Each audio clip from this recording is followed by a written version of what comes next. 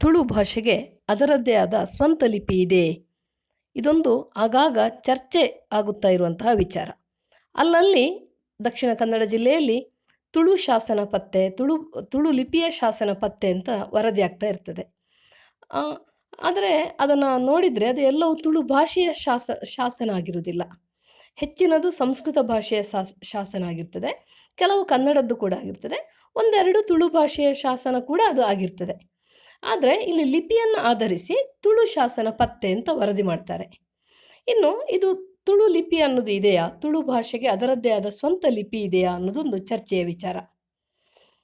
ಇದು ಯಾವುದೇ ಒಂದು ಭಾಷೆಗೆ ಲಿಪಿ ಇದೆ ಅಥವಾ ಇಲ್ಲ ಅನ್ನೋದು ಮುಖ್ಯ ಅಲ್ಲ. ಒಂದು ಭಾಷೆಗೆ ಲಿಪಿ ಇಲ್ಲ ಅನ್ನೋದು ಕೊರತೆಯ ವಿಚಾರ ಅಲ್ಲ. ಹಾಗೆಯೇ ಲಿಪಿ ಇದೆ ಅನ್ನೋದು ಘನತೆಯ ವಿಚಾರ ಕೂಡ ಅಲ್ಲ. ನಮ್ಮ ಪ್ರಾಚೀನ ಭಾಷೆ ಸಂಸ್ಕೃತಕ್ಕೆ ಅದರದ್ದೇ ಆದ ಸ್ವಂತ ಲಿಪಿ ಇಲ್ಲ. ಅದೇ ರೀತಿ ನಾವು ಯೂನಿವರ್ಸಲ್ ಆಗಿ ಬಳಸುವಂತಹ ಇಂಗ್ಲೀಷಿಗೆ ಕೂಡ ಅದರದ್ದೇ ಆದ ಸ್ವಂತ ಲಿಪಿ ಇಲ್ಲ. ನಾವು ಈಗ ಬಳಸುವಂಥ ಲಿಪಿ ರೋಮನ್ ಲಿಪಿ. ಸಂಸ್ಕೃತಕ್ಕೆ ನಾವು ನಾಗರಿ ಲಿಪಿಯನ್ನು ಬಳಕೆ ಮಾಡ್ತೇವೆ. ಹಿಂದಿ, ಗುಜರಾತ್, ಮರಾಠಿ ಸೇರಿದಂತೆ ಭಾರತೀಯ ಹೆಚ್ಚಿನ ಭಾಷೆಗಳಿಗೆ ಕೂಡ ನಾವು ನಾಗರಿ ಲಿಪಿಯನ್ನು ಬಳಕೆ ಮಾಡ್ತೇವೆ. ಹಾಗಿರುವಾಗ ಭಾಷೆಗೆ ಲಿಪಿ ಇದೆ ಇಲ್ಲ ಅನ್ನೋದು ಆಗುವುದಿಲ್ಲ. ಹಾಗೆ ನೋಡಿದರೆ ಭಾಷೆ ಮತ್ತು ಲಿಪಿಗೆ ಯಾವುದೇ ಸಂಬಂಧ ಇಲ್ಲ. ಭಾಷೆ ಎಂಬುದು ಧ್ವನಿ ಸಂಕೇತ, ಅದನ್ನು ದಾಖಲಿಸುವಂತಹ ರೇಖಾ ಸಂಕೇತ ಅದು ಲಿಪಿ. ಯಾವುದೇ ಭಾಷೆಗೆ ಯಾವುದೇ ಲಿಪಿಯನ್ನು ಬಳಸ್ಬೋದು. ಅದಕ್ಕೆ ಅದನ್ನು ಬಳಸಬಾರ್ದು ಇದನ್ನು ಬಳಸಬಾರ್ದು ಹೇಳೋ ಯಾವುದೇ ನಿರ್ಬಂಧ ಇಲ್ಲ. ಆದರೆ ಆ ಭಾಷೆಯ ಬಳಕೆಗೆ ಆ ಲಿಪಿ ಸೂಕ್ತವಾಗಿರಬೇಕು. ಇಲ್ಲಿ ಸಮಸ್ಯೆ ಬಂದಿರುವುದೇ ಈ ತುಳು ಲಿಪಿ ಅನ್ನುವಲ್ಲಿ. ಈ ತುಳು ಲಿಪಿ ಇದನ್ನು ದಕ್ಷಿಣ ಕನ್ನಡ ಜಿಲ್ಲೆ, ಉಡುಪಿ, ಕಾಸರಗೋಡುಗಳಲ್ಲಿ ಇದನ್ನು ತುಳು ಲಿಪಿ ಅಂತ ಕರೀತಾರೆ. ಆದರೆ ಹೊರಗೆ ಇದು ತಿಗಳಾರಿ ಲಿಪಿ ಎಂದೇ ಪ್ರಸಿದ್ಧವಾದ್ದು. ಮೂಲತಃ ಇದು ತಿಗಳಾರಿ ಲಿಪಿಯೇ. ಇದರ ಮೂಲವನ್ನು ನೋಡಿದರೆ ಇದು ತಮಿಳುನಾಡಿನಲ್ಲಿ ಸೃಷ್ಟಿಯಾದಂತಹ ಲಿಪಿ. ಯಾವುದೇ ಒಂದು ಲಿಪಿ ಇದ್ದಕ್ಕಿದ್ದ ಹಾಗೆ ಸೃಷ್ಟಿಯಾಗುವುದಿಲ್ಲ. ಒಂದು ಲಿಪಿಯಿಂದ ಬದಲಾವಣೆಗೊಳ್ತಾ ಇನ್ನೊಂದು ಲಿಪಿ ಹುಟ್ಟಿಕೊಳ್ತದೆ. ಭಾರತದಲ್ಲಿ ಮೂಲತಃ ಬ್ರಾಹ್ಮಿ ಲಿಪಿ, ಇದರಿಂದ ಬೇರೆ ಬೇರೆ ಲಿಪಿಗಳು ಹುಟ್ಟಿಕೊಂಡವು. ಯಾವುದೇ ಒಂದು ಭಾಷೆಯ ಬರಹವನ್ನು ಬರೀಲಿಕ್ಕೆ ಒಂದು ಲಿಪಿಯನ್ನು ಬಳಕೆ ಮಾಡಿದಾಗ ಅದು ಆ ಭಾಷೆಯ ಜೊತೆಗೆ ಆ ಲಿಪಿಯ ಹೆಸರು ಸೇರಿಸ್ಕೊಳ್ತದೆ, ಆ ಭಾಷೆಯ ಜೊತೆಗೆ ಗುರುತಿಸ್ಕೊಳ್ತದೆ. ಆದರೆ ಇಲ್ಲಿ ತುಳು ಲಿಪಿ ಅಂತ ಕರೆದಾಗ ಅದು ತುಳು ಭಾಷೆಯ ಜೊತೆ ಗುರುತಿಸ್ಕೊಂಡಿಲ್ಲ. ಯಾಕೆಂತಂದರೆ ತುಳು ಭಾಷೆಯಲ್ಲಿ ಬರವಣಿಗೆ ಪ್ರಾಚೀನ ಕಾಲದಲ್ಲಿ ಇದ್ದದ್ದು ತೀರಾ ಕಡಿಮೆ. ತುಳು ಆಡಳಿತ ಭಾಷೆ ಆಗಿರಲಿಲ್ಲ. ಇಲ್ಲಿ ಕನ್ನಡ ಆಡಳಿತ ಭಾಷೆಯಾಗಿತ್ತು. ಆ ಕಾರಣವೋ ಏನೋ ಗೊತ್ತಿಲ್ಲ, ತುಳುವಿನಲ್ಲಿ ಬರವಣಿಗೆ ಹೆಚ್ಚಾಗಿರಲಿಲ್ಲ. ತೀರಾ ಇಲ್ಲವೇ ಇಲ್ಲ ಅನ್ನುವಷ್ಟು ಕಡಿಮೆ ಬರವಣಿಗೆ ತುಳು ಭಾಷೆಯಲ್ಲಿತ್ತು. ಕೇವಲ 6 ಪ್ರಾಚೀನ ಕಾವ್ಯಗಳು, ಅಂದರೆ ತುಂಬ ಪ್ರಾಚೀನ ಅಲ್ಲ, ಒಂದು 300, 400, 500 ವರ್ಷ ಹಿಂದಿನದ್ದು 6 ಪ್ರಾಚೀನ ತುಳು ಭಾಷೆಯ ಕಾವ್ಯಗಳು ಸಿಕ್ಕಿವೆ. ಅವು ಸುಮಾರಾಗಿ ಈ ತಿಗಳಾರಿ ಲಿಪಿಯಲ್ಲಿವೆ. ಅದರ ಆಧಾರದಲ್ಲಿ ಕೇವಲ 6 ತುಳು ಭಾಷೆಯ ಕೃತಿಗಳು ಸಿಕ್ಕಿವೆ ಅನ್ನುವ ಕಾರಣಕ್ಕೆ ಈ ಲಿಪಿಯನ್ನು ತುಳು ಭಾಷೆಯ ಸ್ವಂತ ಲಿಪಿ ಎಂದು ಕರೀಲಿಕ್ಕಾಗುವುದಿಲ್ಲ. ಯಾಕೆಂದರೆ ಈ ತಿಗಳಾರಿ ಲಿಪಿಯಲ್ಲಿ ಸಂಸ್ಕೃತ ಭಾಷೆಯ 15,000ಕ್ಕಿಂತಲೂ ಹೆಚ್ಚಿನ ಕೃತಿಗಳು ಸಿಕ್ಕಿವೆ. ಹಾಗಾಗಿ ಭಾಷೆಯ ಮೇಲೆ ಕರೆಯುವುದಾದರೆ ಈ ತಿಗಳಾರಿ ಲಿಪಿಯನ್ನು ನಾವು ಸಂಸ್ಕೃತ ಲಿಪಿ ಎಂದೇ ಕರಿಬೇಕಾಗ್ತದೆ. ಯಾಕೆಂದರೆ 15,000ದಷ್ಟು ಕೃತಿಗಳು ಈ ಲಿಪಿಯಲ್ಲಿ ಸಂಸ್ಕೃತ ಭಾಷೆಯದ್ದು ಸಿಕ್ಕಿದೆ, ಒಂದು 5-6 ಕನ್ನಡದ್ದು ಸಿಕ್ಕಿದೆ, 6 ತುಳು ಭಾಷೆಯದ್ದು ಸಿಕ್ಕಿದೆ. ಹಾಗಾಗಿ ಈ 6 ಕೃತಿಗಳು ತುಳು ಭಾಷೆಯದ್ದು ಈ ಲಿಪಿಯಲ್ಲಿ ಸಿಕ್ಕಿದೆ ಅನ್ನುವ ಕಾರಣಕ್ಕೆ ಅದನ್ನು ತುಳು ಲಿಪಿ ಎಂದು ಕರೀಲಿಕ್ಕಾಗುವುದಿಲ್ಲ. ಆದರೆ ಈ ಲಿಪಿಗೆ ತುಳು ಲಿಪಿ ಅಂತ ಹೆಸರಿರುವುದು ಈ ಪರಿಸರದಲ್ಲಿ ಹೌದು. ಬಹುಶಃ ಯಾಕೆ ಬಂದಿರ್ಬೋದಂದರೆ ಇದು ತುಳುನಲ್ಲಿ ತುಳು ಪರಿಸರದ ಊರು, ದಕ್ಷಿಣ ಕನ್ನಡ ಜಿಲ್ಲೆ, ಉಡುಪಿ, ಕಾಸರಗೋಡು. ಇಲ್ಲಿ ತುಳುವರು ಬಳಸಿದ ಕಾರಣ ಈ ಲಿಪಿಗೆ ತುಳು ಲಿಪಿ ಎಂಬ ಹೆಸರು ಬಂದಿರಬಹುದು. ತುಳುನಾಡಿನಲ್ಲಿ ಕೂಡ ಈ ಲಿಪಿ ಸಂಸ್ಕೃತ ವೇದ ಮಂತ್ರಗಳನ್ನು ಬರೆಯಲು ಬಳಕೆಗೆ ಇತ್ತು. ಈಗ ಕೂಡ ತುಳುನಾಡಿನಲ್ಲಿ ನಮ್ಮ ಧರ್ಮಸ್ಥಳದಲ್ಲಿ 1,500ಕ್ಕಿಂತ ಹೆಚ್ಚು ಈ ಲಿಪಿಯ ಸಂಸ್ಕೃತ ತಾಳೆ ಗ್ರಂಥಗಳು ಸಿಕ್ಕಿವೆ.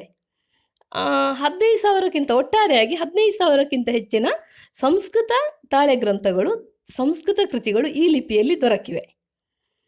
ಈ ಲಿಪಿ ಮೂಲತಃ ತಮಿಳುನಾಡಿನ ಲಿಪಿ. ಇದು ಅಲ್ಲಿ ಬ್ರಾಹ್ಮಿ ಲಿಪಿ ಬದಲಾವಣೆಗೊಂಡು ಅಲ್ಲಿ ತಮಿಳನ್ನು ಬರೀಲಿಕ್ಕೆ ಅವರು ತಮಿಳು ಲಿಪಿಯನ್ನು ಬಳಕೆ ಮಾಡ್ತಾ ಇದ್ದರು. ತಮಿಳು ಲಿಪಿ ಸೃಷ್ಟಿಯಾಗಿತ್ತು ತಮಿಳು ಭಾಷೆಯ ಬರವಣಿಗೆಯನ್ನು ಬರೀಲಿಕ್ಕೆ. ಅಲ್ಲಿ ತಮಿಳು ಭಾಷೆಯಲ್ಲಿ ಹೆಚ್ಚು ಸಂಸ್ಕೃತದಷ್ಟು ಸ್ವರ ವ್ಯಂಜನಗಳಿಲ್ಲ. ಬಹುಶಃ 32-36 ಸ್ವರ ವ್ಯಂಜನಗಳಿರುವುದು. ಅಲ್ಲಿ ಕ, ಗ ಎಲ್ಲ ಒಂದೇ, ಬೇರೆ ಇಲ್ಲ ಅಲ್ಲಿ. ಆ, ಹಾಗಾಗಿ ತಮಿಳು ಲಿಪಿಯಲ್ಲಿ ಅಷ್ಟೇ ಅಕ್ಷರಗಳಿದ್ದವು. ಸಂಸ್ಕೃತದಲ್ಲಿ 50 ಅಕ್ಷರಗಳಿವೆ. ಈ ಸಂಸ್ಕೃತವನ್ನು ತಮಿಳು ಲಿಪಿಯಲ್ಲಿ ಬರೆಯುವುದು ಕಷ್ಟ ಸಾಧ್ಯವಾಗಿತ್ತು. ಅದಕ್ಕೋಸ್ಕರ ತಮಿಳು ಬ್ರಾಹ್ಮಣರು ಸಂಸ್ಕೃತ ವೇದ ಮಂತ್ರಗಳನ್ನು ಬರೆಯುವ ಸಲುವಾಗಿ ತಮಿಳು ಲಿಪಿಯನ್ನು ಸ್ವಲ್ಪ ಪರಿಷ್ಕರಣೆ ಮಾಡಿ ಒಂದಷ್ಟು ಅಕ್ಷರಗಳನ್ನು ಸೇರಿಸಿ ಒಂದು ಲಿಪಿಯನ್ನು ಸೃಷ್ಟಿ ಮಾಡಿದರು. ಅದನ್ನು ಆರ್ಯ ಎಳತ್ತು ಎಂದು ಕರೆದರು. ಗ್ರಂಥ ಲಿಪಿ ಅಂತ ಕೂಡ ಕರೆದ್ರು. ಆರ್ಯ ಎಳತ್ತು ಅಂದರೆ ಸಂಸ್ಕೃತ ಅಂತ ಅರ್ಥ, ಎಳತ್ತು ಅಂದರೆ ಲಿಪಿ ಅಂತ ಅರ್ಥ. ಸಂಸ್ಕೃತ ಲಿಪಿ ಅಂತ ಅವರು ಕರೆದ್ರು. ಅಲ್ಲಿ ವೇದಾಧ್ಯಯನ ಕೇಂದ್ರಗಳಿದ್ದವು. ತಮಿಳುನಾಡಿನಲ್ಲಿ ತಂಜಾವೂರು ಮತ್ತು ಕಂಚಿಗಳಲ್ಲಿ ವೇದಾಧ್ಯಯನ ಕೇಂದ್ರಗಳಿದ್ದವು. ಹಿಂದಿನ ಕಾಲದಲ್ಲಿ, ಈಗ ಒಂದು 50-60 ವರ್ಷ ಹಿಂದೆ ಕೂಡ ನಮ್ಮ ದಕ್ಷಿಣ ಕನ್ನಡ ಜಿಲ್ಲೆ ಕಾಸರಗೋಡು, ಉಡುಪಿಯಿಂದ ತಂಜಾವೂರು ಕಂಚಿಗಳಿಗೆ ವೇದಾಧ್ಯಯನ ಮಾಡಲಿಕ್ಕೆ ಇಲ್ಲಿಯ ಬ್ರಾಹ್ಮಣರು ಹೋಗ್ತಾಯಿದ್ರು. ಶಿವಮೊಗ್ಗ, ಮಲೆನಾಡಿನಿಂದ ಕೂಡ ಹೋಗ್ತಾಯಿದ್ರು. ಇಲ್ಲಿ ಹೋದವರು ಅಲ್ಲಿ ಸಂಸ್ಕೃತ ಬರೆಯಲು ಬಳಕೆ ಮಾಡ್ತಾ ಇದ್ದಂತಹ ಆ ಆರ್ಯ ಎಳತ್ತುವನ್ನು ಕಲ್ತರು. ಅವರ ಗುರುಗಳು ಅದನ್ನೇ ಹೇಳಿಕೊಟ್ರು, ಇವರು ಕೂಡ ಅದನ್ನು ಕಲ್ತರು. ಅಲ್ಲಿ ಕಲ್ತವರು ಇಲ್ಲಿ ಕೂಡ ಸಂಸ್ಕೃತ ವೇದ ಮಂತ್ರಗಳನ್ನು ಬರೆಯಲು ಅದೇ ಲಿಪಿಯನ್ನು ಬಳಕೆ ಮಾಡಿದರು. ಆಗ ಈ ಲಿಪಿ ಯಾವುದು ಅಂತ ಇಲ್ಲಿಯವರು ಕೇಳಿದಾಗ, ಈ ಲಿಪಿಯ ಪರಿಚಯ ಇಲ್ಲದ ಇಲ್ಲಿಯವರು ಕೇಳಿದಾಗ ಅವರು ಅದನ್ನು ತಿಗಳರ ಆರ್ಯ ಎಳತ್ತು ಅಂತ ಹೇಳಿದರು. ಅಂದರೆ ಇಲ್ಲಿ ತಮಿಳರನ್ನು ತಿಗಳರು ಅಂತ ಕರೀತಾರೆ. ನಮ್ಮ ದಕ್ಷಿಣ ಕನ್ನಡದ ಹವ್ಯಕರಲ್ಲಿ ಈಗ ಕೂಡ ತಮಿಳರನ್ನು ತಿಗಳರು ಅಂತಲೇ ಕರೆಯುವ ಪದ್ಧತಿ. ತಿಗಳರ ಆರ್ಯ ಎಳತ್ತು. ಯಾಕೆಂದರೆ ಆರ್ಯ ಎಳತ್ತು ಅಂತ ಹೇಳಿದರೆ ನಾಗರಿ ಲಿಪಿ ಇತ್ತು. ಸಂಸ್ಕೃತವನ್ನು ಬರೀಲಿಕ್ಕೆ ದೇವನಾಗರಿಯನ್ನು, ನಾಗರಿ ಲಿಪಿಯನ್ನು ಬಳಕೆ ಮಾಡ್ತಾ ಇದ್ವಿ. ಹಾಗಾಗಿ ಆರ್ಯ ಎಳತ್ತು ಸಂಸ್ಕೃತ ಲಿಪಿ ಅಂತ ಅದನ್ನು ಹೇಳಲಿಕ್ಕೆ ಇಲ್ಲಿಯವರೆಗೆ ಆಗುವುದಿಲ್ಲ. ಹಾಗಾಗಿ ಇವರೇನು ಮಾಡಿದರು, ಅದನ್ನು ತಿಗಳರ ಆರ್ಯ ಎಳತ್ತು ಅಂತ ಕರೆದ್ರು. ಅದೇ ಆಡು ಭಾಷೆಯಲ್ಲಿ ತಿಗಳಾರಿ ಅಂತಾಯಿತು. ಎಳತ್ತಿನ ಬದಲು ಲಿಪಿ ಅಂತ ನಾವು ಹೇಳ್ತೇವೆ. ತಿಗಳಾರಿ ಲಿಪಿ ಅಂತಾಯಿತು. ಹಾಗಾಗಿ ಇದು ಮೂಲತಃ ತಮಿಳುನಾಡಿನವರು ಸೃಷ್ಟಿ ಮಾಡಿದಂತಹ, ಸಂಸ್ಕೃತ ಬರೆಯಲೋಸ್ಕರವೇ ಸೃಷ್ಟಿ ಮಾಡಿದಂತಹ ಲಿಪಿ ಇದು. ಇದರಲ್ಲಿ ಕೇವಲ 6 ಕೃತಿಗಳು ಮಾತ್ರ ತುಳುವಿನಲ್ಲಿ ತುಳು ಭಾಷೆಯದ್ದು ಸಿಕ್ಕಿದೆ.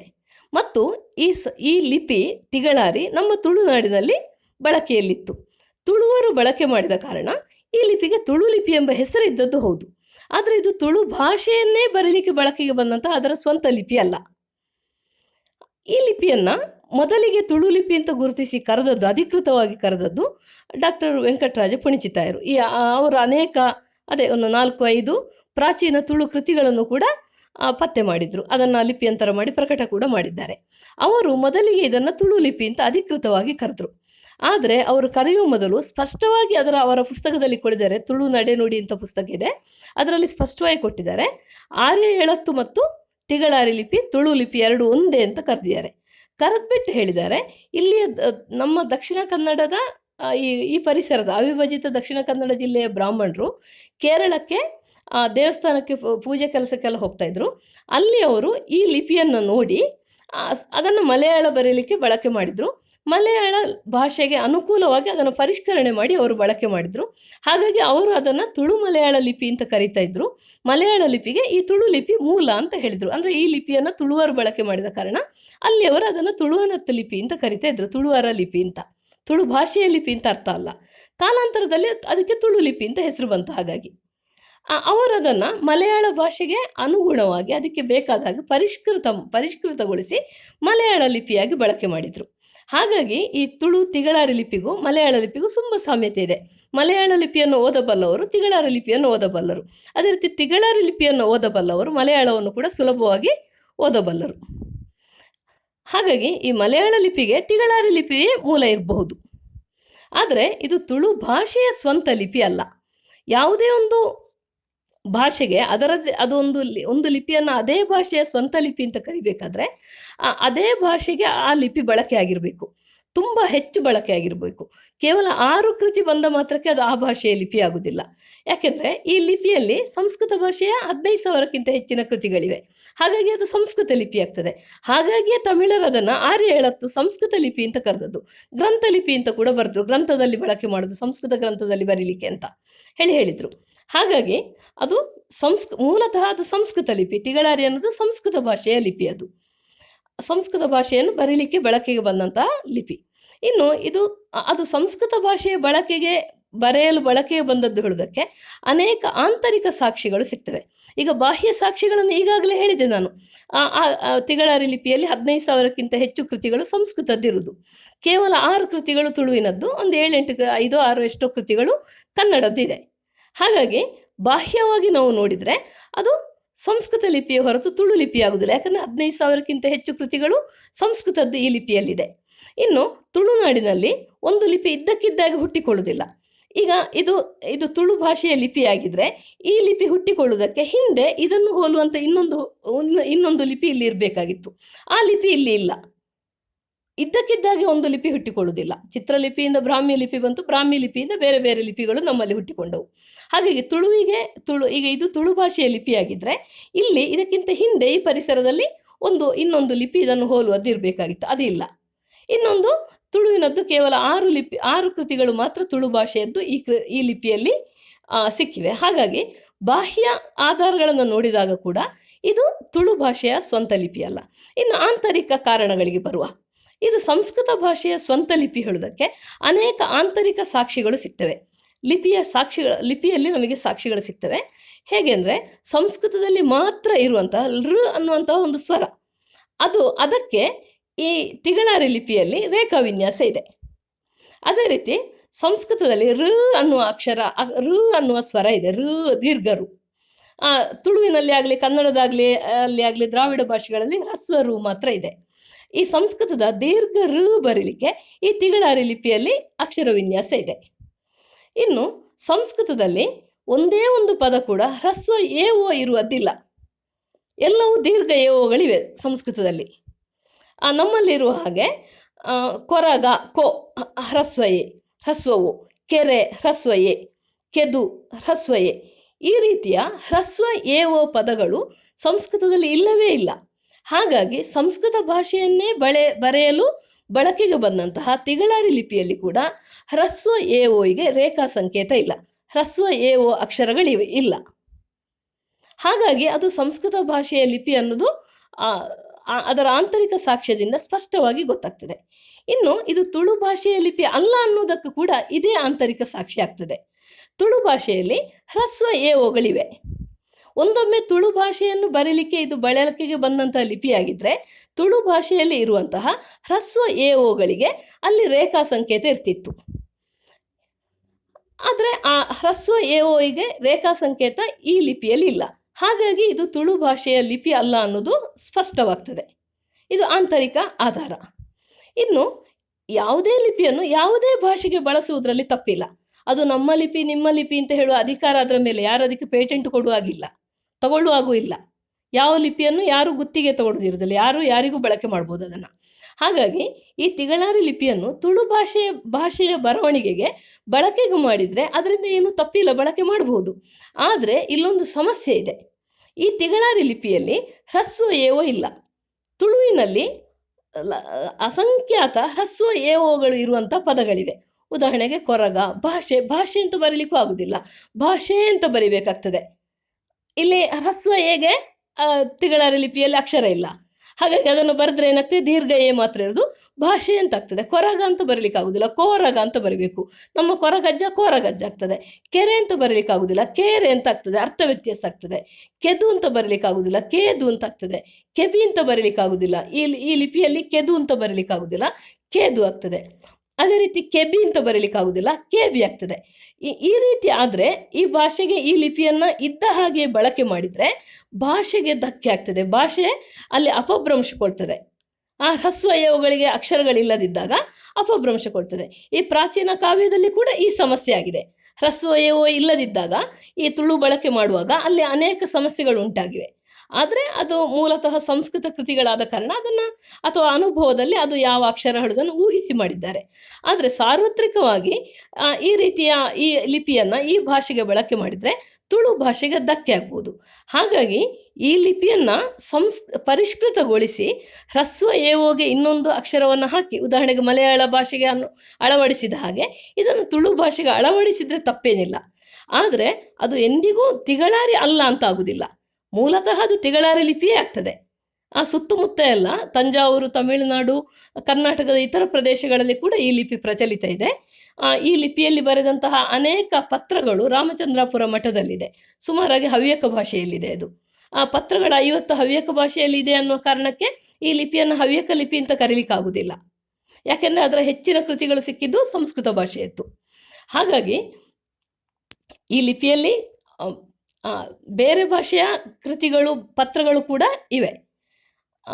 ಹಾಗಾಗಿ ಇದನ್ನು ತುಳು ಭಾಷೆಯ ಸ್ವಂತ ಲಿಪಿ ಅಂತ ಎಂದಿಗೆ ಕೂಡ ಕರೀಲಿಕ್ಕಾಗುವುದಿಲ್ಲ. ಆದರೆ ಭಾಷೆಗೆ ಲಿಪಿ ಇಲ್ಲ ಅನ್ನೋದೇನು ಅವಮಾನ ಅಲ್ಲ. ಯಾಕೆಂದರೆ ಸಂಸ್ಕೃತಕ್ಕೆ ಲಿಪಿ ಇಲ್ಲ, ನಮ್ಮ ರಾಷ್ಟ್ರ ಭಾಷೆ ಅಂತ ಹೇಳುವ ಹಿಂದಿಗೆ ಕೂಡ ಲಿಪಿ ಇಲ್ಲ, ಸಾರ್ವತ್ರಿಕ ಭಾಷೆ ಇಂಗ್ಲೀಷಿಗೆ ಕೂಡ ಅದರದ್ದೇ ಆದ ಸ್ವಂತ ಲಿಪಿ ಇಲ್ಲ. ಆದರೆ ಯಾವುದೇ ಲಿಪಿಯನ್ನು ಯಾವುದೇ ಭಾಷೆಗೆ ಬಳಕೆ ಮಾಡುವುದು ತಪ್ಪಲ್ಲ, ಆದರೆ ಅದರ ಮೂಲವನ್ನು ಮುಚ್ಚಿಡುವುದು ತಪ್ಪು. ಇಲ್ಲಿ ತುಳು ಲಿಪಿಯನ್ನು ಪ್ರಚಾರಕ್ಕೆ ತಂದಂತಹ, ತುಳು ಲಿಪಿಯ ತರಗತಿಯನ್ನು ಮೊದಲಿಗೆ ಮಾಡಿದಂತಹ ಡಾಕ್ಟರ್ ವಿಘ್ನರಾಜ ಭಟ್, ಧರ್ಮಸ್ಥಳ ಹಸ್ತಪ್ರತಿ ಅಧ್ಯಯನ ಕೇಂದ್ರದ ಮುಖ್ಯಸ್ಥರವರು, ಅವರು ಸ್ಪಷ್ಟವಾಗಿ ಹೇಳ್ತಾರೆ, ತುಳು ಲಿಪಿ ಮತ್ತು ತಿಗಳಾರ ಲಿಪಿ ಎರಡೂ ಒಂದೇ. ತುಳು ಲಿಪಿ ಅಂತ ಬರೆದಾಗ ಬ್ರಕೆಟ್ ಹಾಕಿ ತಿಗಳಾರಿ ಅಂತ ಬರಿಬೇಕು. ತಿಗಳಾರ ಲಿಪಿ ಅಂತ ನಾವು ಇಲ್ಲಿ ಬಳಕೆ ಮಾಡುವಾಗ ಬ್ರಕೆಟಲ್ಲಿ ತುಳು ಲಿಪಿ ಅಂತ ಹೇಳಿ ಬಳಕೆ ಮಾಡಬಹುದು. ಆದರೆ ಇದನ್ನು ಸ್ಪಷ್ಟವಾಗಿ ತಿಳಿಸಬೇಕು ಅಂತ ಅವರು ಹೇಳ್ತಾರೆ. ತುಳು ಲಿಪಿ ಪುಸ್ತಕವನ್ನು ಬರೆದಂತಹ ಡಾಕ್ಟರ್ ರಾಧಾಕೃಷ್ಣ ಬೆಳ್ಳೂರವರು ಅವರ ಪುಸ್ತಕದ ಆರಂಭದಲ್ಲಿ ಸ್ಪಷ್ಟವಾಗಿ ಬರೆದಿದ್ದಾರೆ, ಇದನ್ನು ತಿಗಳಾರಿ ಅಂತ ಕರೀತಾರೆ, ತುಳು ಲಿಪಿ ಅಂತ ಕರೀತಾರೆ, ಗ್ರಂಥಲಿಪಿ ಅಂತ ಕೂಡ ಕರೀತಾರೆ ಅಂತ ಅವರು ಸ್ಪಷ್ಟವಾಗಿ ಹೇಳಿದ್ದಾರೆ. ವೆಂಕಟರಾಜ ಪುಣಿಚಿತಾಯರು ಕೂಡ ಆರ್ಯ ಎಳತ್ತೇ ತಿಗಳಾರಿ ತುಳು ಲಿಪಿ ಅನ್ನೋದನ್ನು ಸ್ಪಷ್ಟಪಡಿಸಿದ್ದಾರೆ. ಹಾಗಾಗಿ ಇದನ್ನು ನಾವು ತುಳು ಭಾಷೆಗೆ ಅಳವಡಿಕೆ ಮಾಡುವಾಗ ಇದರ ಮೂಲವನ್ನು ನಾವು ಸ್ಪಷ್ಟವಾಗಿ ತಿಳಿಸಬೇಕು. ಇಲ್ಲಾಂದರೆ ಈ ಭಾಷೆಯ ಲಿಪಿಯ ಶಾಸನವೋ ಇನ್ನೇನೋ ಕೃತಿಗಳು ಸಿಕ್ಕಿದಾಗ, ಈ ಲಿಪಿಯದ್ದು ಸಿಕ್ಕಾಗ ಅದು ತುಳು ಲಿಪಿ ತಿಗಳಾರಿ ಲಿಪಿ ಅಂತ ಚರ್ಚೆಗೆ, ಜಗಳಕ್ಕೆ ಕಾರಣ ಆಗ್ತದೆ. ಇದು ಹಾಗಾಗಬಾರ್ದು. ಸತ್ಯ ಎಂದಿಗೂ ಸತ್ಯವಾಗಿ ಇರಬೇಕು. ಸತ್ಯವನ್ನು ನಾವು ಎಂದಿಗೂ ತಿರುಚುವ ಪ್ರಯತ್ನ ಮಾಡಬಾರ್ದು. ಲಕ್ಷ ಜನ ಸೇರಿ ಕೂಡ ತಿಗಳಾರಿ ಲಿಪಿಯನ್ನು ಇದು ನಮ್ಮ ತುಳು ಲಿಪಿ ಅಂತ ಹೇಳಿದ್ರು ಕೂಡ ಅದು ತುಳು ಭಾಷೆಯ ಸ್ವಂತ ಲಿಪಿ ಆಗುವುದಿಲ್ಲ. ಯಾಕೆಂದರೆ ಸತ್ಯ ಯಾವತ್ತಿಗೂ ಸೂರ್ಯನಷ್ಟೇ ಪ್ರಕಾಶಮಾನವಾದ್ದು. ಇದನ್ನು ವಿದ್ವಾಂಸರು ಗಟ್ಟಿಯಾಗಿ ಹೇಳಬೇಕು. ನಮ್ಮ ಎದುರು ಒಂದು ಮಾತನಾಡೋದು, ಬೇರೆಯವರ ಎದುರು ಇನ್ನೊಂದು ಹೇಳೋದು ಆಗಬಾರ್ದು. ಇಲ್ಲಿ ವಿದ್ವಾಂಸರು ನಮ್ಮ ಹತ್ರ ಮಾತನಾಡುವಾಗ, ವಿದ್ವತ್ ವಲಯದಲ್ಲಿ ಮಾತನಾಡುವಾಗ ಇದು ತುಳು ಲಿಪಿ ಮತ್ತು ತಿಗಳಾರಿ ಲಿಪಿ ಎರಡು ಒಂದೇ, ಮೂಲತಃ ತಿಗಳಾರಿ ಅನ್ನೋದನ್ನು ಒಪ್ಪಿಕೊಳ್ತಾರೆ. ಆದರೆ ಬೇರೆಯವ್ರ ಹತ್ರ ಮಾತನಾಡುವಾಗ ಅದು ತುಳು ಲಿಪಿಯ ಶಾಸನ ಪತ್ತೆ ಅಂತ ಹೇಳ್ತಾರೆ, ತುಳು ಶಾಸನ ಪತ್ತೆ ಅಂತ ಹೇಳ್ತಾರೆ. ಒಂದು ಶಾಸನವನ್ನು ಯಾವ ಶಾಸನ ಅಂತ ಹೇಳಬೇಕಾದ್ರೆ ಭಾಷೆಯ ಮೇಲೆ ಹೇಳುದು, ಲಿಪಿಯ ಮೇಲೆ ಹೇಳುವುದಲ್ಲ. ತಿಗಳಾರಿ ಲಿಪಿಯಲ್ಲಿ ಕನ್ನಡ ಭಾಷೆಯ ಶಾಸನ ಸಿಕ್ಕಿದರೆ ಅದು ಕನ್ನಡ ಶಾಸನ ಪತ್ತೆ ಆಗ್ತದೆ ಹೊರತು ತುಳು ಶಾಸನ ಆಗುವುದಿಲ್ಲ. ಆದರೆ ತಿಗಳಾರಿ ತುಳು ಲಿಪಿಯ ಶಾಸನ ಅಂತ ಹೇಳ್ಬೋದಷ್ಟೇ. ಆದರೆ ಈ ತುಳು ಲಿಪಿ ಮತ್ತು ತುಳು ಭಾಷೆಯ ಸ್ವಂತ ಲಿಪಿ ತಿಗಳಾರಿ ಲಿಪಿ ಅನ್ನೋದನ್ನು ನಾವು ಸ್ಪಷ್ಟಪಡಿಸಬೇಕಾಗಿದೆ. ಇದನ್ನು ನಾವು ಎಲ್ರಿಗೂ ತಿಳಿಸಬೇಕಾಗಿದೆ. ಇಲ್ಲಾಂದರೆ ಒಂದಷ್ಟು ಜನ ತಜ್ಞರೆಲ್ಲ ಇದನ್ನು ತಿಗಳಾರಿ ಲಿಪಿ ಅಂತ ಹೇಳ್ತಾರೆ ನೋಡಿ, ಅಥವಾ ಹೊರಗಡೆ ತುಳುನಾಡಿನ ಹೊರಗಡೆ ಇದನ್ನು ತಿಗಳಾರಿ ಲಿಪಿ ಅಂತಲೇ ಕರೀತಾರೆ. ಅವರು ನೋಡಿಬಿಟ್ಟು ಇದು ತಿಗಳಾರಿ ಲಿಪಿ ಅಂತ ಹೇಳ್ತಾರೆ. ಇಲ್ಲ, ಇಲ್ಲಿ ಎಲ್ಲ ಈ ಲಿಪಿಯನ್ನು ತುಳು ಲಿಪಿ ಅಂತ ಹೇಳಿ ಕಲ್ತವರು ಮೂಲವನ್ನು ಹೇಳಿಕೊಡದ ಕಾರಣ ಅವರ ಜಗಳಕ್ಕೆ ನಿಲ್ತಾರೆ. ಇಲ್ಲ ಇದು ನಮ್ಮ ತುಳು ಲಿಪಿ, ನಿಮಗೇನು ಗೊತ್ತು ಅಂತ. ಮತ್ತು ಒಂದು ಸತ್ಯವನ್ನು ನಾವು ಮುಚ್ಚಿಟ್ಟಾಗ ಆಗ್ತದೆ. ಇದಾಗಬಾರ್ದು. ತುಳು ಭಾಷೆಗೆ ಸ್ವಂತ ಲಿಪಿ ಇಲ್ಲ ಅನ್ನೋದನ್ನು ಬನ್ನಂಜೆ ಗೋವಿಂದಾಚಾರ್ಯ ಅವರು ಕೂಡ ಸ್ಪಷ್ಟವಾಗಿ ಹೇಳಿದ್ದಾರೆ. ಇನ್ನು ಉಡುಪಿ ಮಠದಲ್ಲಿ ತುಳುವಿನಲ್ಲಿ ಸಹಿ ಮಾಡ್ತಾರೆ ಅಂತ ಹೇಳ್ತಾರೆ. ಲಿಪಿಗೆ ಭಾಷೆಯ ಹಂಗಿಲ್ಲ, ಅದು ತುಳು ಭಾಷೆಯ ಸಹಿ ಅಲ್ಲ, ಅದು ಲಿಪಿ. ಅವರು ಅದನ್ನು ಸಂಸ್ಕೃತ ಬರಲಿಕ್ಕೆ, ಅವರ ಹೆಸರನ್ನು ಬರಲಿಕ್ಕೆ ಎಲ್ಲವನ್ನ ಈ ತಿಗಳಾರಿ ಲಿಪಿಯನ್ನು ಬಳಕೆ ಮಾಡ್ತಾ ಇದ್ರು, ಅದರಲ್ಲಿ ಸಹಿ ಮಾಡ್ತಾರೆ. ಅದು ಭಾಷೆಯದ್ದು ಅಂತ ಆಗುವುದಿಲ್ಲ. ಹಾಗಾಗಿ ಅದರಲ್ಲಿ ಭಾಷೆ ಮತ್ತು ಲಿಪಿಗೆ ಯಾವುದೇ ಸಂಬಂಧ ಇಲ್ಲ. ಅಲ್ಲದೆ ಇಲ್ಲಿ ಇದು ತುಳುವಿನ ತುಳು ಲಿಪಿ ಅಂತ ಹೆಸರಿದ್ರೂ ಕೂಡ ಇದು ತುಳು ಭಾಷೆಯ ಸ್ವಂತ ಲಿಪಿ ಅಲ್ಲ. ತುಳುನಾಡಿನಲ್ಲಿ ಪ್ರಚಲಿತ ಇದ್ದ ಕಾರಣ ತುಳುವರು ಸಂಸ್ಕೃತ ಭಾಷೆಯನ್ನು ಬರೀಲಿಕ್ಕೆ ಬಳಕೆಗೆ ತಂದದ್ದು ತಮಿಳರು. ಆದರೆ ಇಲ್ಲಿ ಅದನ್ನು ಬಳಸಿದ ಕಾರಣ ಈ ಪರಿಸರದಲ್ಲಿ ಅದನ್ನು ತುಳು ಲಿಪಿ ಅಂತ ಕೆಲವೆಡೆ ಕರೆದಿರ್ಬೋದು. ಆದರೆ ತುಂಬ ಕಡೆ ಅದನ್ನು ಈಗ ಕೂಡ ತಿಗಳಾರಿ ಲಿಪಿ ಅಂತಲೇ ಕರೀತಾರೆ ಹೆಚ್ಚಿನವರು ಕೂಡ. ನಮ್ಮ ಮನೆಯಲ್ಲೆಲ್ಲ ಈ ಲಿಪಿ ಇತ್ತು. ನಾವು ಸಣ್ಣಾಗಿರುವಾಗ ಇದನ್ನು ಕಲ್ತಿದ್ದೆವು. ಆವಾಗ ನಾವು ಅದನ್ನು ತಿಗಳಾರಿ ಲಿಪಿ ಎಂದೇ ಕಲ್ತಿದ್ದೆವು. ಇದಕ್ಕೆ ತುಳು ಲಿಪಿ ಅನ್ನೋ ಹೆಸರಿತ್ತು ಅನ್ನೋದು ಕೂಡ ಹೆಚ್ಚಿನವರಿಗೆ ಗೊತ್ತಿರಲಿಲ್ಲ. ಬಹುಶಃ ಡಾಕ್ಟರ್ ಪುಣಿಚಿತಾಯ ಅವರು ಹೇಳೋ ತನಕ ಕೂಡ ಇದಕ್ಕೆ ಈ ರೀತಿಯ ಒಂದು ಹೆಸರಿದೆ ಅನ್ನೋದು ಕೂಡ ಗೊತ್ತಿರಲಿಲ್ಲ. ಆದರೆ ತಿಗಳಾರಿಗೆ ಅದರ ತಿಗಳಾರಿ ಲಿಪಿ ಅನ್ನೋ ಹೆಸರಿತ್ತು. ತಿಗಳಾರಿ ವರ್ಣಮಾಲೆ ಇರುವಂಥ 15ನೇ ಶತಮಾನದ ಗ್ರಂಥ ಕೂಡ ಇದೆ. ಆಮೇಲೆ ಶಾಸನಗಳು ಕೂಡ ಈ ತಿಗಳಾರಿ ಲಿಪಿ ಬಗ್ಗೆ ಹೇಳ್ತದೆ. ಹಾಗಾಗಿ ಆ ಲಿಪಿಗೆ ತಿಗಳಾರಿ ಅನ್ನೋ ಹೆಸರಿದ್ದದ್ದು ಶತಸಿದ್ಧ. ಮತ್ತು ಅದು ಹೊರಗಡೆ ತಿಗಳಾರಿ ಲಿಪಿ ಎಂದೇ ಪ್ರಸಿದ್ಧವಾಗಿದೆ. ನಮ್ಮ ತುಳುನಾಡಿನಲ್ಲಿ ಮಾತ್ರ ಕೆಲವೆಡೆ ಅದನ್ನು ತುಳು ಲಿಪಿ ಅಂತ ಕರೆದದ್ದು. ಆದರೆ ಅದು ತುಳು ಭಾಷೆಯ ಸ್ವಂತ ಲಿಪಿ ಅಲ್ಲ, ತುಳುವರು ಬಳಸಿದ ಕಾರಣ ಅದು ತುಳು ಲಿಪಿ ಅಷ್ಟೇ. ಈಗ ತಿಗಳಾರಿ ಅಂದರೆ, ತಿಗಳಾರಿ ಅನ್ನೋ ಒಂದು ಸಮುದಾಯ ಇದೆ ತಿಗಳ ತಿಗಳಾರಿ ಭಾಷೆಯನ್ನು ಮಾತಾಡ್ತಾರೆ ಅವರು, ತಿಗಳರು. ಆ ತಿಗಳಾರಿ ಭಾಷೆಯ ಲಿಪಿ ಕೂಡ ತಿಗಳಾರಿ ಅಲ್ಲ. ಅದು ತಿಗಳಾರಿ ಭಾಷೆಯನ್ನು ಮಾಡುವ ತಿಗಳ ಸಮುದಾಯದವರಲ್ಲಿ ಕೂಡ ಬರವಣಿಗೆ ಇಲ್ಲ.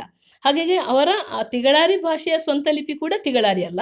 ಇದು ಸಂಸ್ಕೃತ ಭಾಷೆಯನ್ನು ಬರೆಯಲು ತಮಿಳು ಬ್ರಾಹ್ಮಣರು ಬಳಕೆಗೆ ತಂದಂತಹ ಲಿಪಿ. ವಿಶೇಷವಾಗಿ ವೇದ ಮಂತ್ರಗಳನ್ನು ಬರೆದಿಡ್ಲಿಕ್ಕೋಸ್ಕರ ಬಳಕೆಗೆ ತಂದಂತಹ ಲಿಪಿ. ಅವರ ತಮಿಳು ಲಿಪಿಯನ್ನು ಪರಿಷ್ಕರಿಸಿ ಸೃಷ್ಟಿ ಮಾಡಿದಂತಹ ಲಿಪಿ ಇದು. ಇದನ್ನು ಇಲ್ಲಿನವರು ಅಲ್ಲಿಗೆ ವೇದಾಧ್ಯಯನಕ್ಕೆ ಹೋದಾಗ ಅಲ್ಲಿಂದ ಕಲ್ತು ಬಂದು ಇಲ್ಲಿ ಅದನ್ನು ತಿಗಳರ ಆರ್ಯ ಲಿಪಿ ಅಂತ ಕರೆದ್ರು. ಅವರು ಆರ್ಯ ಎಳತ್ತು ಅಂತ ಕರಿತಾ ಇದ್ರು, ಇವರು ತಿಗಳರ ಆರ್ಯ ಎಳತ್ತು ಅಂತ ಕರೆದ್ರು. ಯಾಕೆಂದರೆ ಆರ್ಯ ಲಿಪಿ ಅನ್ನುವ ದೇವನಾಗರಿ ಲಿಪಿ ಇಲ್ಲಿ ಪ್ರಚಲಿತ ಇತ್ತು ಮೊದಲೇ. ಹಾಗಾಗಿ ಆರ್ಯ ಲಿಪಿ ಅಂತ ಅದನ್ನು ಹೇಳುವಾಗಿರಲಿಲ್ಲ, ಅದನ್ನು ವ್ಯತ್ಯಾಸ ತೋರಿಸಬೇಕಿತ್ತು. ಹಾಗಾಗಿ ತಮಿಳರ ಆರ್ಯ ಲಿಪಿ ಅದು ಅಂತ ಹೇಳಿದರು. ಹಾಗಾಗಿ ತಿಗಳಾರಿ ಅನ್ನುವ ಹೆಸರು ಅದಕ್ಕೆ ಬಂತು.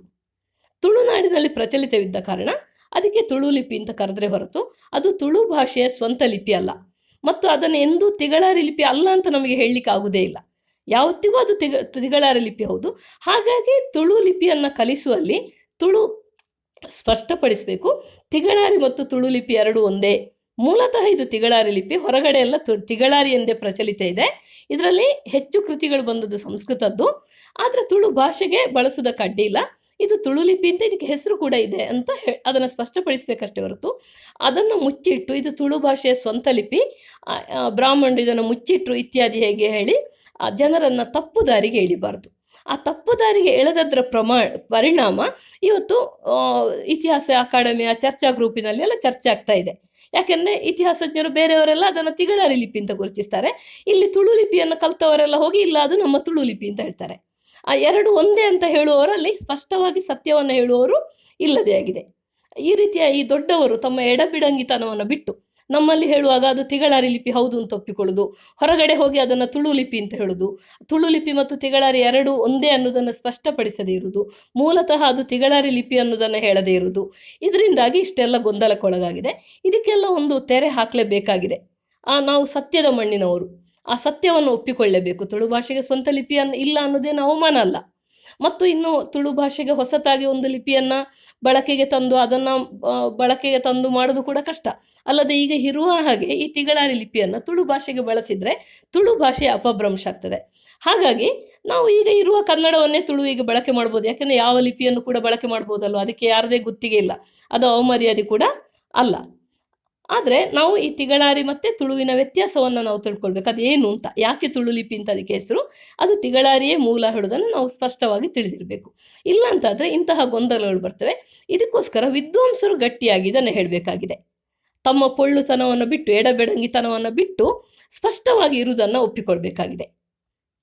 ಒಬ್ಬರು ವಿದ್ವಾಂಸರು ಮೊನ್ನೆ ಒಂದು ಇದರಲ್ಲಿ ನಾನು ನೋಡಿದೆ, ಅದು ರೆಕಾರ್ಡ್ ಕೂಡ ಮಾಡಿದ್ದೇನೆ ನಾನು ಅವರದನ್ನು. ಅವರು ಅಲ್ಲಿ ಭಾಷಣ ಮಾಡುವಾಗ ಸಭೆಯಲ್ಲಿ ಹೇಳ್ತಾರೆ, ಗೋಷ್ಠಿಯಲ್ಲಿ, ಇದು ತಿಗಳಾರಿ ಲಿಪಿ ಮೂಲತಃ ಪ್ರಾಚೀನ ತುಳು ಕೃತಿಗಳೆಲ್ಲ ಬಂದದ್ದು ತಿಗಳಾರಿ ಲಿಪಿಯಲ್ಲಿ ಇದ್ದದ್ದು ಅಂತ ಹೇಳ್ತಾರೆ. ಅದನ್ನೇ ತುಳು ಲಿಪಿ ಅಂತ ಕರೆದದ್ದು. ನಂತರ ಉದಯವಾಣಿಯಲ್ಲಿ ಲೇಖನ ಬರೀತಾರೆ, ತುಳು ಭಾಷೆಗೆ ಅದರದ್ದೇ ಆದ ಲಿಪಿ ಇದೆ ಅಂತ. ಇಂತಹ ಎಡಬಿಡಂಗಿತನವನ್ನು ವಿದ್ವಾಂಸರು ಬಿಡಬೇಕಾಗಿದೆ, ಸತ್ಯವನ್ನು ಒಪ್ಪಿಕೊಳ್ಬೇಕಾಗಿದೆ. ಹಾಗೆ ಆದರೆ ಇದಕ್ಕೆ ಇದೊಂದು ಇತ್ಯರ್ಥ ಆಗ್ತದೆ. ತಿಗಳಾರಿ ಮತ್ತು ತುಳು ಲಿಪಿ ಎರಡು ಒಂದೇ ಅಂತ ಹೇಳಿದರೆ ಅವಮರ್ಯಾದೆ ಆಗಲಿಕ್ಕೆ ಏನಿದೆ? ಮೂಲತಃ ಅದು ತಿಗಳಾರಿ ಅಂತ ಹೇಳಿದರೆ ಅದರಲ್ಲಿ ಅವಮರ್ಯಾದೆ ಏನಿದೆ? ತುಳು ಭಾಷೆಗೆ ಸ್ವಂತ ಲಿಪಿ ಅಂತ ಹೇಳಿದರೆ ಅವಮಾನ ಅಲ್ಲ, ಸಂಸ್ಕೃತಕ್ಕೂ ಸ್ವಂತ ಲಿಪಿ ಇಲ್ಲ. ಹಾಗಿರುವಾಗ ತುಳು ಭಾಷೆಗೆ ಸ್ವಂತ ಲಿಪಿ ಇಲ್ಲ ಅಂತ ಹೇಳಿದರೆ ಅವಮರ್ಯಾದೆ ಏನಾಗಲಿಕ್ಕೆ ಇದೆ? ಇದನ್ನು ನಾವು ಸ್ಪಷ್ಟವಾಗಿ ಕಂಡುಕೊಳ್ಬೇಕಾಗಿದೆ. ಈ ನಿಟ್ಟಿನಲ್ಲಿ ವಿದ್ವಾಂಸರು ತಮ್ಮ ಎಡಬಿಡಂಗಿತನವನ್ನು ಬಿಟ್ಟು ಮುಚ್ಚಿಮರೆ ಇಲ್ಲದೆ ಸ್ಪಷ್ಟಪಡಿಸುವುದು ಒಳ್ಳೆಯದು ಅಂತ ನನಗೆ ಅನಿಸ್ತದೆ. ಧನ್ಯವಾದಗಳು.